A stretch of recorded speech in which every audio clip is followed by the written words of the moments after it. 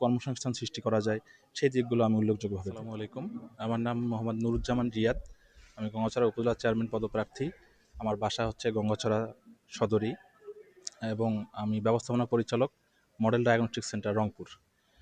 বিষয় হলো যে আমি উপজেলা চেয়ারম্যান কেন পদপ্রার্থী। আসলে এতদিনেও আমাদের গঙ্গাচড়াবাসী তাদের যে ভোটাধিকার প্রয়োগ করেছে, এটার মাধ্যমে তারা তাদের ভোটের বিনিময়ে যে তাদের প্রত্যাশিত যে তাদের চাওয়া পাওয়া, এটার প্রতিফলন তারা কখনোই দেখেনি।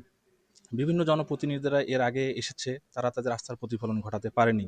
তাই এবারে তারা চাচ্ছে একজন সৎযোগ্য তরুণ নির্ভর প্রতিনিধি তারা বেছে নিবে, যেন উপজেলা পরিষদকে একটি মডেল উপজেলায় রূপান্তর করতে পারে। আমার উল্লেখযোগ্য যে বিষয়গুলো হলো যে বিগত দিনে যে সিস্টেমটা ছিল না, আমি সর্বপ্রথম এবারই উপজেলা পরিষদে এই সিস্টেমটা স্থাপন করতে যাই। যদি আমি উপজেলা চেয়ারম্যান পদপ্রার্থী হওয়ার পরে উপজেলা চেয়ারম্যান হিসেবে নির্বাচিত হই, তাহলে সবার প্রথমে আমার উপজেলা পরিষদের মূল চত্বরে একটি এলইডি প্রজেক্টর স্থাপন হবে, যেটার মাধ্যমে আমার উপজেলায় বরাদ্দকৃত অর্থ এবং আয় ব্যয়ের সকল হিসাব নিকাশ সেই এলইডি স্ক্রিনের মাধ্যমে আপনারা প্রতি মাসের আয় ব্যয় সেখানে দেখতে পারবেন। এছাড়াও আমার রাস্তাঘাটের উন্নয়ন, আমার এখানে শিল্প কারখানা, আমার তরুণ যারা উদ্যোক্তা আছে তাদের কিভাবে আরও কাজের সুযোগ করে দেওয়া যায়। এছাড়া আমার যারা এখানে, বিশেষ করে আমাদের এই উত্তরাঞ্চলের এই গঙ্গাচড়ার তো মঙ্গাবৃত এলাকা, এখানে আসলে দরিদ্র সীমার নিচেই লোকজন বেশি বসবাস করে, দরিদ্রতাই বেশি।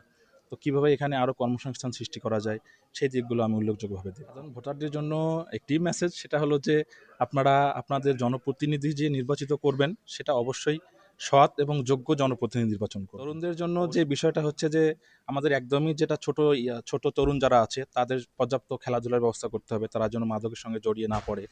আর আমাদের যারা একটু তরুণ বয়সের আছে, তারা যারা পড়াশোনা করতেছে, তাদেরকে কিভাবে আইসিটি সেক্টরের মাধ্যমে প্রশিক্ষণ গ্রহণ করে তাদেরকে ডেভেলপ করা যায়, হ্যাঁ, এই বিষয়টা আমরা তরুণদের জন্য আর কি স্পেশালিভাবে দেখব।